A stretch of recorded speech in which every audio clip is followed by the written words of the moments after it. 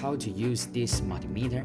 Now let me show you. Step 1. Install the battery. You just need to 1.5 volume battery. Step 2. Insert the test pans. Then you can start your testing. This red button is a function selection key. Long press to turn the power on and off. This one is flashlight trigger button.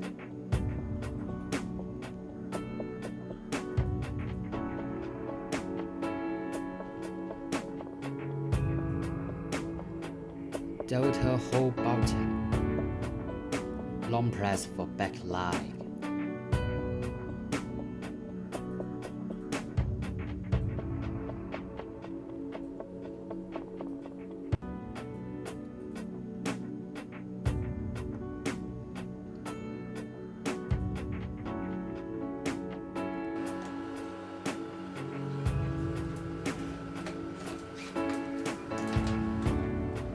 The NCV measurement button, turn on and measure electric field induction signal.